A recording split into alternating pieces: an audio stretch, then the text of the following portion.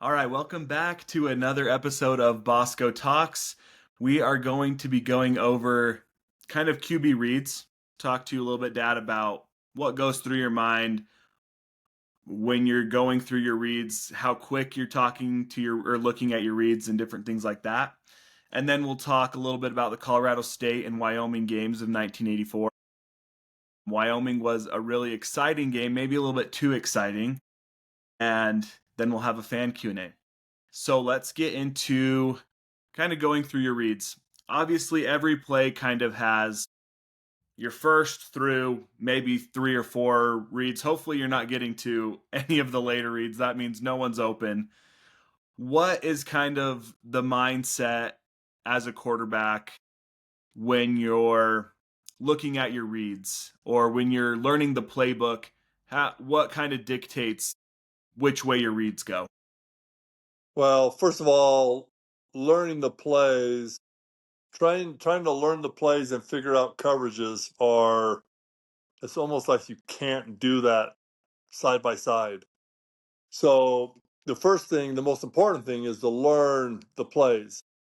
Learn the plays, learn the routes by everybody, meaning your receivers, tight end, running backs, and then understand the fronts and understand pass protection. So once you get all that down and learning, obviously, you've learned your plays. Now it's time to understand coverage and what to do with the ball. Because there's times where you have to make adjustments or different plays depending on if you feel like a blitz is coming or what have you. So I think the biggest thing is coming up to the line of scrimmage, kind of identify the front. And you may feel like, okay, nothing special is happening up front. They're in a 4-3 or it could be a 3-4. I've got enough blockers to protect everybody up here. And then you get your eyes on the safeties, the free safety and the strong safety. And they will dictate almost everything of what's going on. And so sometimes they try to line up like in a 2 deep, but they're gonna not motion, but then they're gonna move to a 3 deep look at the snap of the ball. Well, that's no big deal because if they're in a 2 deep look, there's nobody that can come that is, especially if you have a 2 back set, that's gonna bother you. Now, if you're in a 1 back set, you still have to pay attention to the safeties because they have to cover a free guy coming. So you might have a linebacker out on the slot guy, and if the running back was in behind the quarterback, he's going to block him. But if he's out wide to do a pass route, and that linebacker comes, then you have to figure out possibly a side adjustment or change a play to protect a little bit better. So there's a lot of things going on, and all these things happen in split second. Yeah. And you don't have a lot of time. The 24-second clock, I don't even know what it is. Is it 24 seconds? Might be. I think that's It, about it. I sometimes think it's changed over Yeah, time everything's and changed. stuff like that. So whatever it is, you're kind of looking at that also. And sometimes you get lost. You get lost in looking at that clock, and then you're calling plays. Either coaches are calling timeouts or someone's calling timeouts. You're not going to play off, and quarterback usually gets in trouble, things like that. So the first thing is identify those safeties, and now you're ready to play. You're ready to play, and so every play you have, you should have some key opponents to look at to determine where you're going to throw the ball, either the first guy, second guy, or third guy. Then once you've got past the third guy, you're probably in a scramble mode, Yeah. and you're just like you're moving out of the pocket because it's hard to protect for Yeah. too long of a time. And then quarterback just has to make a decision and throw it. If it looks like he's open by a half a yard, you got to throw it and trust that you can complete it, or hopefully it's not going to be an interception or something like that. But you have no time to really think too much. It's got to be recognized. If that's your throw, you got to make it. Yeah. And then hopefully you throw it to a spot kind of away from a defender or what. So sometimes it looks like receivers are making brilliant plays, which they probably are. Other times guys look like they're wide open. So it all just depends, but it happens very fast. And so then also, if you can't recognize the coverage because they're kind of trying to mess around, they're moving all over the place. At the snap of the ball, they will get into position they have to get to. And then once you do that, you count on your receivers, quarterback, and the running, and everybody has to recognize that and then get into the correct route at that time. And so, I mean, sometimes when you watch a football game, it looks very easy, but there's a lot of stress, a lot of things going on that causes something. So plays don't always go the way you would like. But that's the game of football, and you got to make those decisions and make them count when it's your time to make the play. It looks easy when you're from a distance, not standing behind guys that are 6'4", 300 pounds, 6'4", 300 pounder coming at you, and like you said, the speed of it. When a play comes in, so when you're learning the playbook, is it, hey, my X receiver is my first option on this one if the play comes in, or is it more intuitive of like, here's the play that comes in, I'm looking out at the defense, I know who my first option is, my second option. Is that built into a play, or is that more kind of up to the quarterback? Yeah, a little bit of both. I mean, obviously you have um, the defensive report, which we go over Monday mornings, um, and every whether it's college or the NFL, everybody has this scouting report. And you pretty much have to go by that. Now, they could come into a game plan and completely change everything, Yeah. but they've only practiced it for like a week. So what you see when you're watching film, what you see like a percent, 1st and 10, they may be 80% they're in strong zone. So you just have to anticipate strong zone, and then you kind of go from there. So when a play comes in, as they're running in, you hear the play. So you have your thought, you visualize what the play is going to look like, and then depending on their coverage, it could be 1, 2, and 3 from the left. It could be 1, 2, and 3 from the right. It could be 1, 2, the third one's to the left. Then if they, like we've talked about blitzing and stuff like that, you might have to change something, or you just have to react to what they do. And then sometimes it gets to the point where you have to just be a better athlete than them. And you're running around trying to make a play and you're hoping someone can get open. And if you look back at the history of BYU, some of the biggest plays in BYU history have been moving around, getting flushed out of the pocket. As soon as the quarterback gets flushed out, everybody has a designated route to run. So for us, if a quarterback rolls out to the right and you're the furthest receiver to the right and you see a guy rolling out, his job is to go deep. Then we have a guy in the flat. We have a guy in the little curl area. And then you have guys on the backside kind of trailing behind. So we were very specific in what we were doing. So I think that's what made us really good. And I don't know what other teams do and how they do it, but that really helped us. We usually called it the flush drill. We worked at it every practice. We worked on it, and we had it down to a science. And so it may look like they're running around trying to get open, but they are going to specific places. And quarterback's got to find the open guy. Yeah. Well, that's interesting you say that, because it feels like when you're all on the same page, call it luck if you will, but it's like those plays happen because you're all on the same page. You know exactly where Cause was going to be when you were scrambling, or Hey Mooley or Kelly Smith. You knew exactly where they were going to be, and so you could make plays happen regardless if it was an initial read or a broken play that you had to kind of find your way. Yeah. And Cause told me he was always open. No one ever covered him, so I'm thinking, oh, I'm going to have to throw to Cause then if he's always open. Well, we'll have to look at some of Kaz's stats, because he did catch a lot of passes in '84. So He was a Um, great player for us, for sure. all right, we'll talk a little bit about Colorado State, and then the Wyoming game is kind of a bigger one. Colorado State, you guys blew them out 52-9. They scored a touchdown basically at the end of the game, probably when a lot of the second, third string guys were in. They missed a 2-point conversion. Um, and but you guys kind of from the start, Hamuli a 7-yard TD run, Kelly Smith a 40-yard run, Kelly Smith a 41-yard pass, touchdown. These are the touchdown plays. You had a 2-yard run.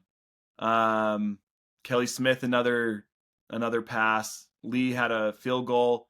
Robert Parker a 28-yard run, and then Richard Orr caught a pass. And you didn't really play in the third quarter. You guys had 1, 2, 3, 4, 5 TDs and a field goal in the first half. So Yeah, it was pretty dominant. It all started at the very beginning at the coin toss. Our captains were out there. Their quarterback was was one of their captains, and I remember they won the toss. And when the refs asked him, "What do you want to do?" he poked Kyle Morrell in the chest. "We want the ball." Woo! I go, this game's not going to go very good. I mean, we were ready to play every game, but that ramped it up a lot for our defense. And I honestly don't know if they moved the ball very well at all. Um, you mentioned the 2-yard run by me. That was designated to go to Kelly Smith on a sweep around the left end. They had a lot of guys over there. I had no idea what to check to. So I faked the handoff and just rolled in, and there wasn't anybody within 20 yards of me. I kind of walked in almost.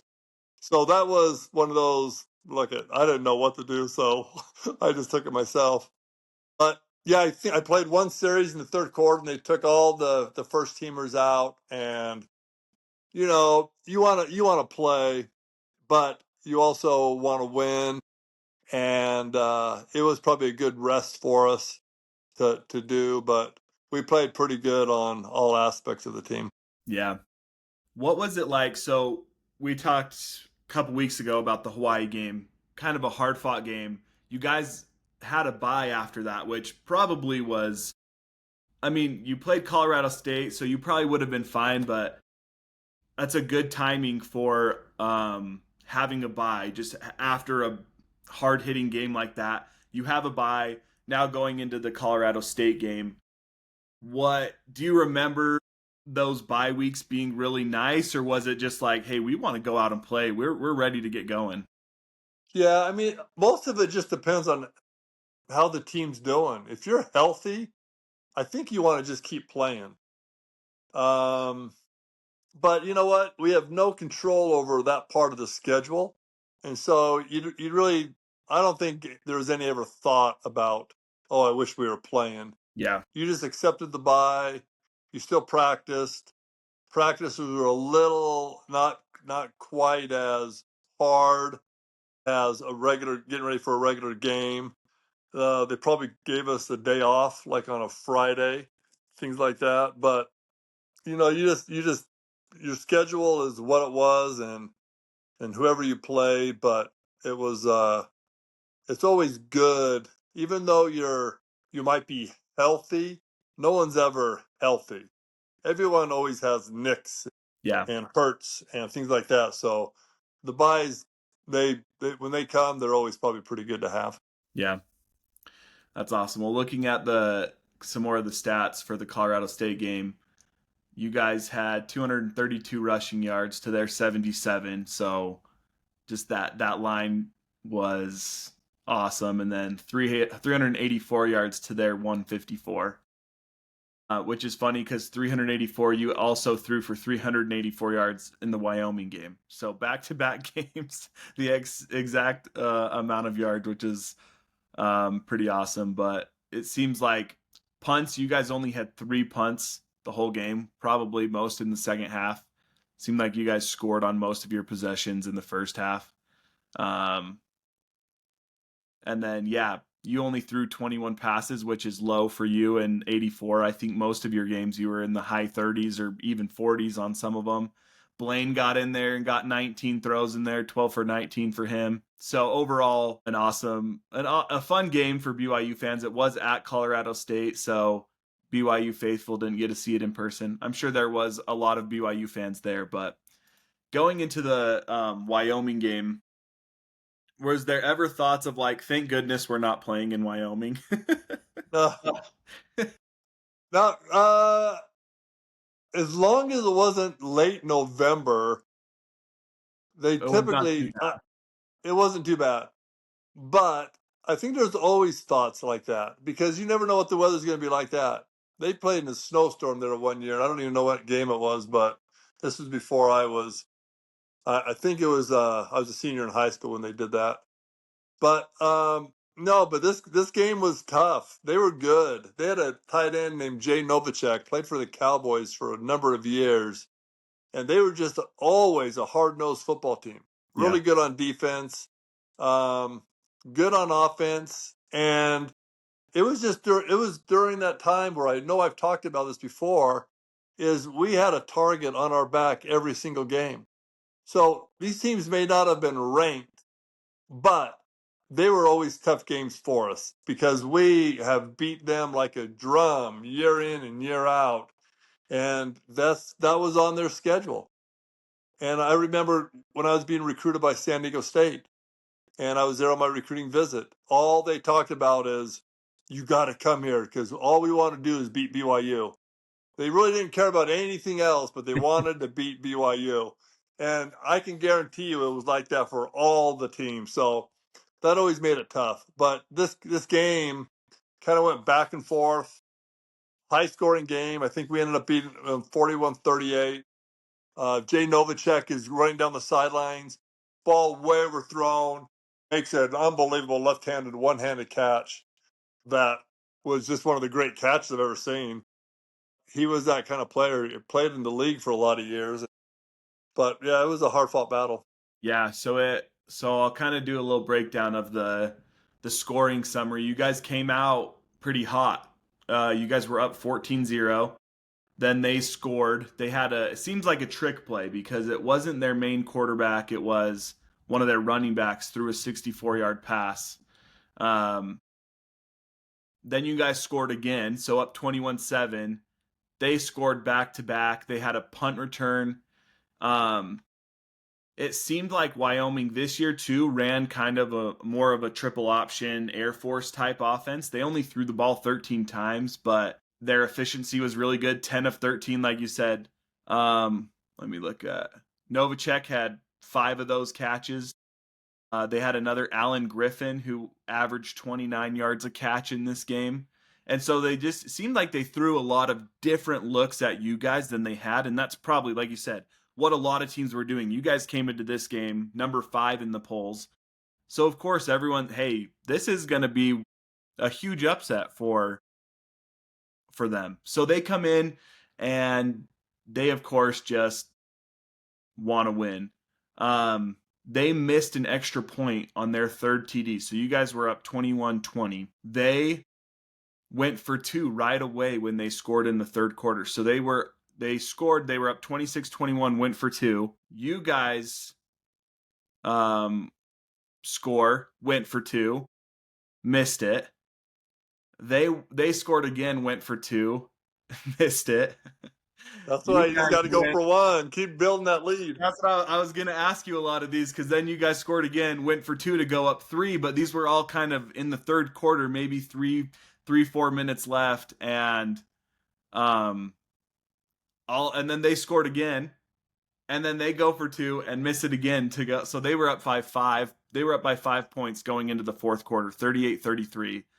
What are your thoughts now? And do you remember going up there and like as a player, you're probably just whatever play comes in, let's do it. Like you have all the confidence in the world going for 2 or whatever.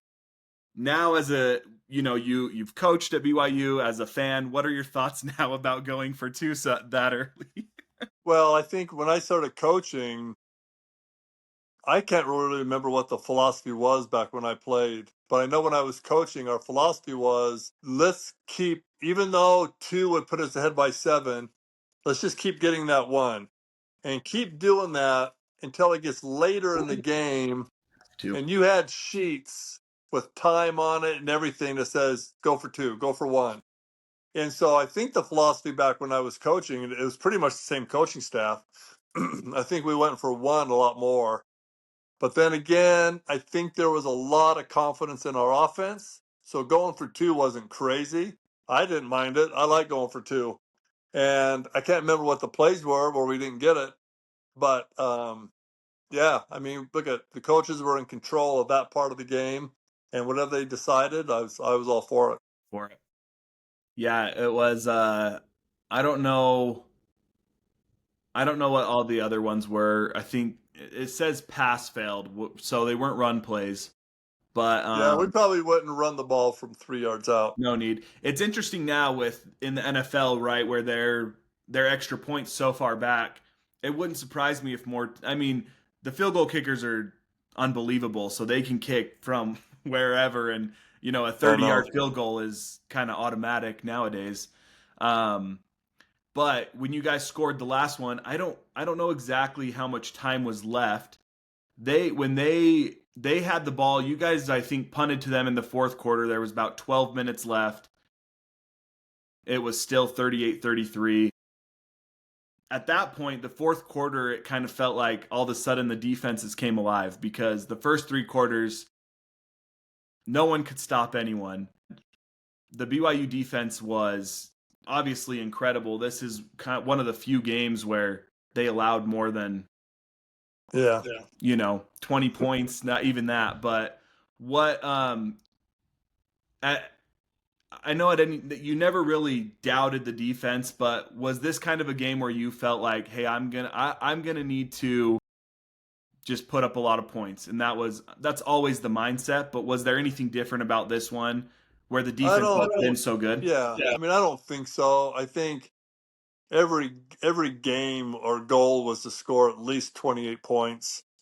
And you don't look at I never our defense was so good all year. I never doubted anything. If they had to make a stop, they were going to make it. And so it was time for us to strap on our boots and go play and make plays when we had to. So I can remember going into that drive. I don't think we had any timeouts left. And so it was we got to go down and score. There's not a whole lot of time. And we were about on the 50-yard line. I've told this story before on the podcast. And it was like 4th and 10. And if we don't get it, they take a knee and they're leaving Provo, Utah with beating the number 5 team in the country. Look at we had probably 4 or 5 games that year that were probably realistically could have lost as well. So we call an option route to Cause, which was a great play. Cause is going to go up about 11, 12 yards, turn around if it's zone, and I was going to throw it to him. Well, early on in the game, I'm almost positive he had a concussion because he wasn't thinking very good on this play. He ran up, and when he turned around, there was a huge hole, but he turned around right behind the linebacker. And I'm like, in my mind, I'm like, oh boy, that's not going to do it. So I'm trying to move him over. And as I'm moving him over, I'm trying to keep that linebacker at bay. Yeah, And so a lot of defenses are looking at the QB's eyes, and they're looking where he's going to throw the ball. So with some experience that I had, I was able to keep that linebacker, maybe even shifted him over a little bit, and Cause kind of went the other way. And the best thing about the play was our offensive line gave me plenty of time to make the throw. And so then I threw the Cause. We completed it, first down. We moved the ball down a little further. Then I think I threw a corner route to David Mills, who had one of his better games. I think he had like 7 catches for like 130 yards or something like that. And he played amazing. Our completion percentage was probably decent. I think Lake Hemuli had 8 catches, something like that. And so we went down to score, and I think they had a chance to tie us with a field goal or something. But like I said earlier, our defense came through and made whatever stops they needed to make. Yeah, the game winning touchdown was a nice. It was a 14-yard pass to David Mills, like you said, a little corner, dropped it in there for him, and then you guys got the 2-point conversion on that one, and that one makes sense where you go for two in the fourth But quarter yeah, when you want to go up three at least, so then your defense, you can't lose on a field goal, right? If they score, obviously that's a different story, but the defense has to at least hold them to a field goal, and that yeah, worked. field goal does us. I mean, an extra point does us no good, whether we make it or miss it. So those were two, really exciting games. Obviously, one is a nail biter, the other one is a big victory. I personally love when BYU blows people out because it's a nice, fun game, but it's also fun when you get some of those close ones. So really fun games for the 84 team. All right, we have one fan Q&A right here, and I'll kind of add a little bit to it, but it says, do you have any favorite pregame pump up songs back in the 80s? Or kind of adding on to that, what was like your pregame routine, kind of getting ready for the game? Were you superstitious at all or anything like that? Um, I don't even know if we had headphones back then. I don't even know if they played any music going on. So I was not a music guy, so I did not need music to get pumped up. The only superstition thing I had, and why I had one, I really don't know, is I actually had a couple of them. I had a Black Widow T-shirt that I wore every game, and that thing smelled like I couldn't believe it. And I washed it, but it just got sweaty and yucky after a while. And then my wristbands, like if we were in blue jerseys, I would put a white wristband on my right arm, a blue on my left. And if we were white jerseys, I put the blue on my right and the white on my left. I don't even know where I got that from, but I did it. We beat Pitt, so I continued to do it the rest of the Yeah. way. And I'm really not a superstitious guy, but I figured those two things I kept going pretty good. That's awesome. All right. Thank you all for tuning in and listening to this week's episode. Reminder to go follow us on social media, go review the podcast, and we'll continue to give you guys some good breakdowns of the 84 year, of some other things, and some more stories of my dad. So thanks again. Go Cougs.